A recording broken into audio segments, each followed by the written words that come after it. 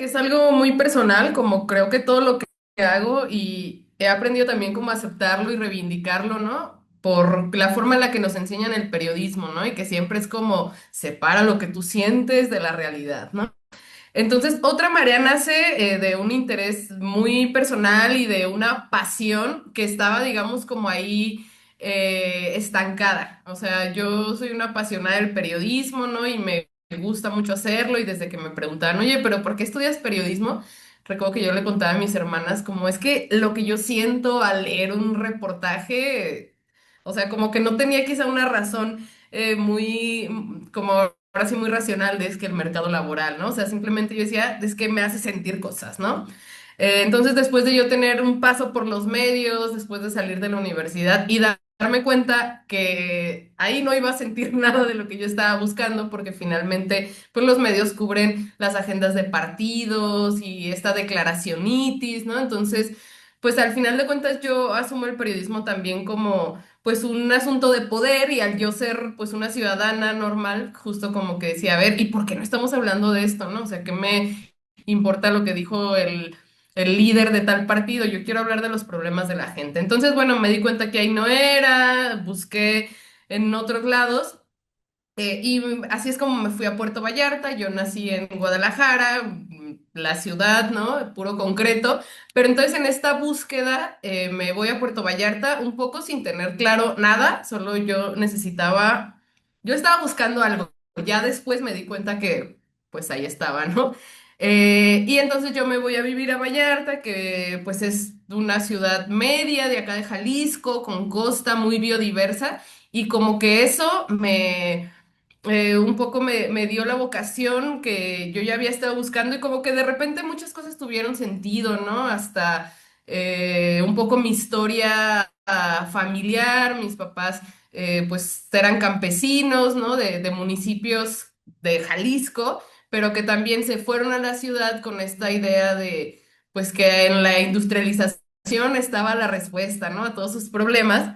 Pero entonces yo me doy cuenta que eso lo que yo siento no es casualidad, sino que pues hay un saber, ¿no? Como un poco ancestral, campesino, en esta relación con la naturaleza. Pero bueno, entonces yo estaba ahí en Vallarta estudiando un posgrado que también era un poco como pues una alternativa para ganarme la vida. Pero bueno, a mí lo que me sorprende mucho es después de crecer en una jungla de concreto y sí, pues con mis papás iba al rancho de repente, pero entonces como que el tener ese contacto tan directo con la naturaleza y ver cómo esa naturaleza estaba en tensión constante, ¿no? Con las decisiones de gobierno, con la urbanización, como que me dijo, creo que esto es lo que estaba buscando y Otra Marea nace porque te digo, pues yo estaba estudiando, ¿no? No estaba como en un medio, pero nace como con esta necesidad de yo necesito contar cosas, ¿no? Yo necesito contar lo que veo y que además lo que yo veo no lo estoy leyendo en los medios, ¿no? No lo estoy viendo en ningún otro lado y así nace como un blog, ¿no? Donde yo quería pues hacer crónicas, yo pues no tenía tampoco con mucha experiencia de programadora, así que pues estaba, además que fue en plena pandemia, no sé si eso tuvo que ver, que nos mandaron a casa y un poco de qué voy a hacer, ¿no? Entonces pues tuve el tiempo, el espacio y así nació Otra Marea. Yo quería contar cosas, lo que veía. Y se fue haciendo un asunto serio, eso fue en el 2020, te digo, en plena pandemia, y ahora creo que orgullosamente puedo decir que Otra Marea se me salió de las manos. O sea, tiene vida propia, ha crecido, contagiado gente, pero así nació. Yo no tenía como otros colegas, ¿no? Que tienen la idea muy clara de yo quería ser el medio. No, o sea, yo simplemente no podía con tanto periodismo en el pecho y así nació. Yo creo que el mayor reto siempre es la sostenibilidad económica, porque a mí me encantaría poder dedicarme de tiempo completo a Otra Marea, ¿no? Y hasta yo tengo una frase que digo, no, es que yo creo que Dios sabía que sería demasiado poderosa si tuviera la oportunidad de dedicarme de tiempo completo a Otra Marea y por eso me mandó pobre, ¿no? Como tú y algunos otros colegas saben, pues yo tengo una chamba, ¿no? De 8 horas, que ha sido también la manera en la que yo lo he encontrado más sostenible. Muchos colegas me dicen, oye, Ali, ¿por qué no haces esto? ¿Y por qué no haces esto? Y entonces yo intenté cosas, ¿no? Intenté, pues ya sabes, ¿no? La clásica de vender las playeras, vender cosas, solicitar aportaciones.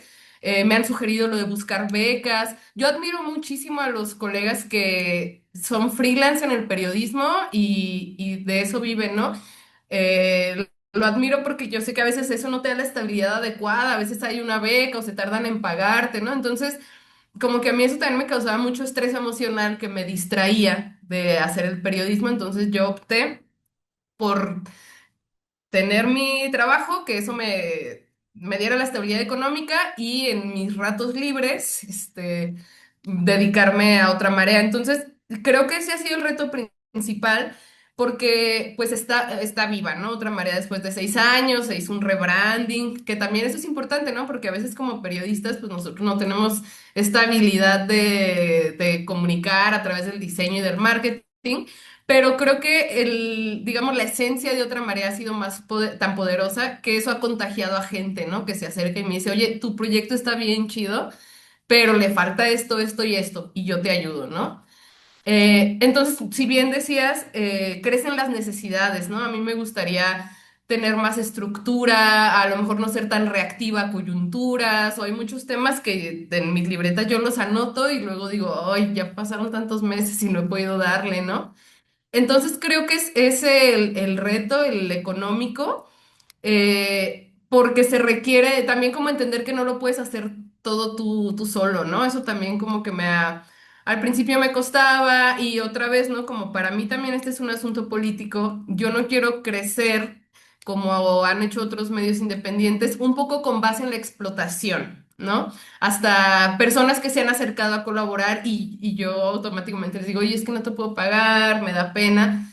También es interesante cómo esas personas te voltean un poco el chip y te dicen, a ver, es que, o sea, claro que el trabajo hay que remunerarlo, es importante, pero tú también tienes que pensar que Otra Marea le da más cosas a la gente. Y creo que lo que he visto que le da a la gente y a mí personalmente es sentido, ¿no? Sentido en una realidad donde parece que si no produces dinero no vales.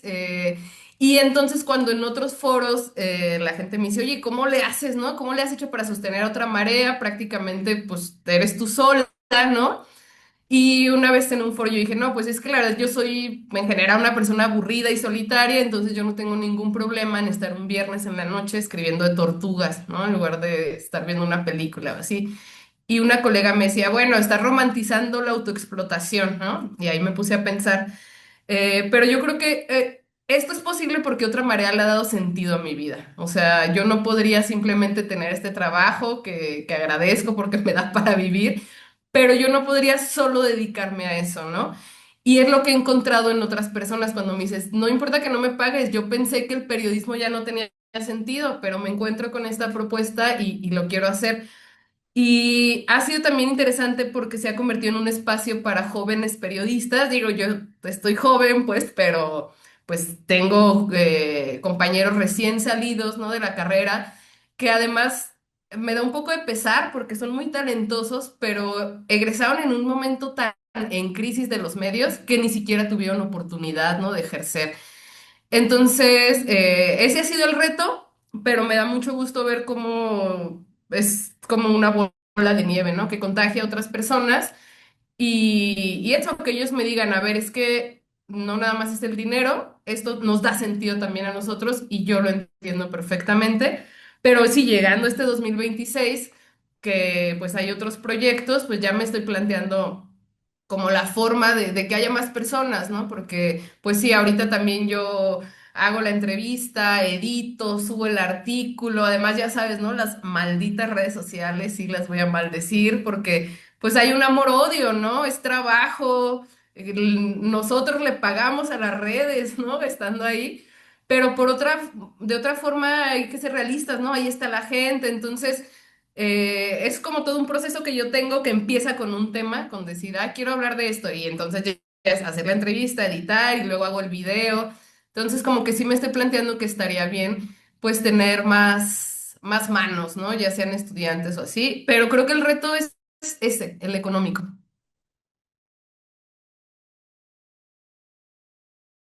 Fíjate que mi periodismo ambiental, que también, ¿no? Fue tomando nombres y formas ya conforme avanzaba, se nutre mucho de la ecología política, ¿no? Que es algo que yo abordé en mi maestría, que también ahí era muy raro porque pues es una maestría en desarrollo sustentable y los propios profesores me decían, oye, ¿y tú qué haces aquí? ¿No? O sea, ¿qué hace un periodista en estos temas?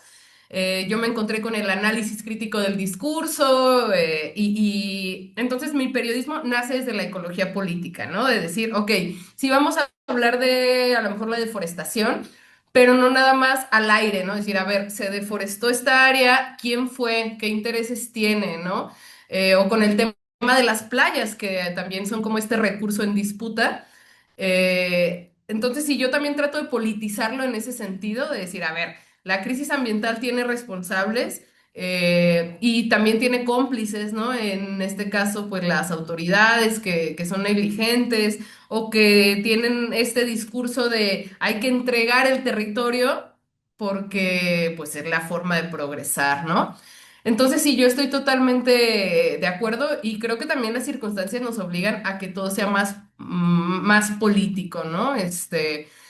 Pero pues sí, también eso requiere tiempo, cabeza, ¿no? Estar...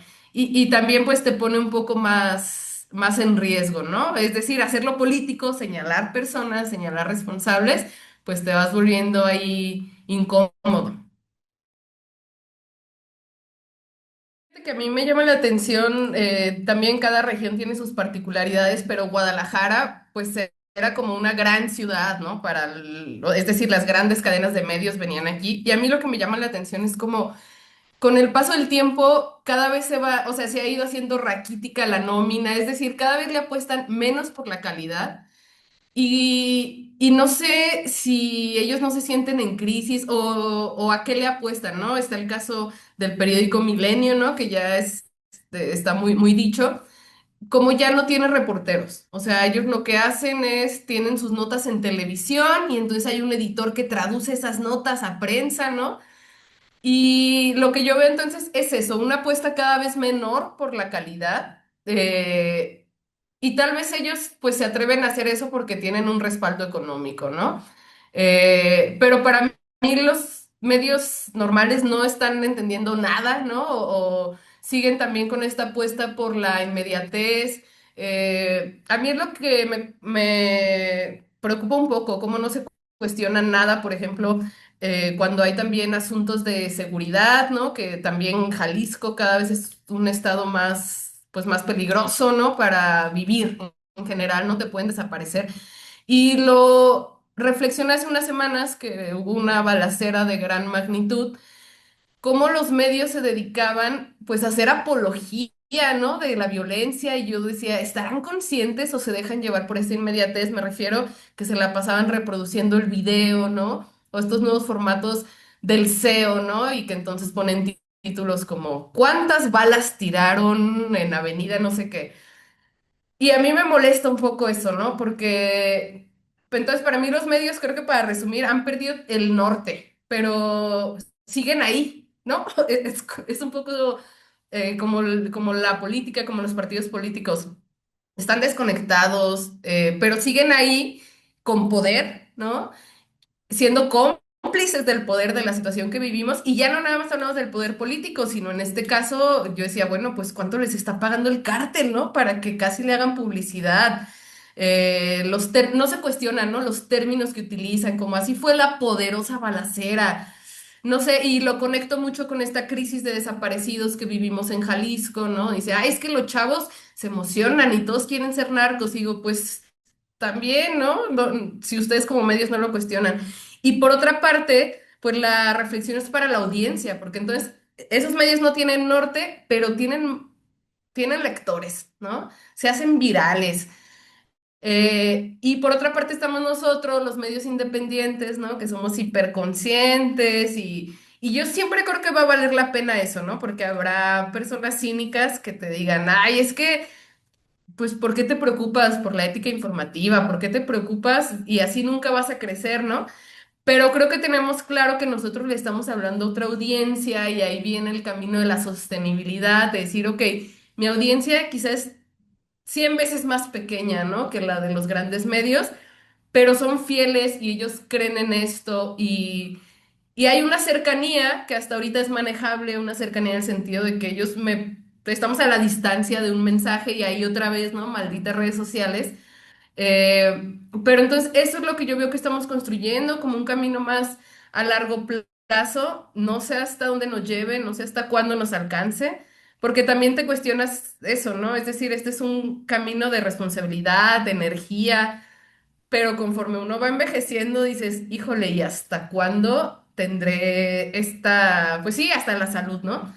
Entonces, eso es lo que yo veo y por eso creo que también siempre mi llamado es para la audiencia, como decir, a ver, si de verdad estás consciente de cómo te afecta el mal periodismo, pues deja o sea, ahora sí que el consumo de medios como algo político, es lo que yo planteo también.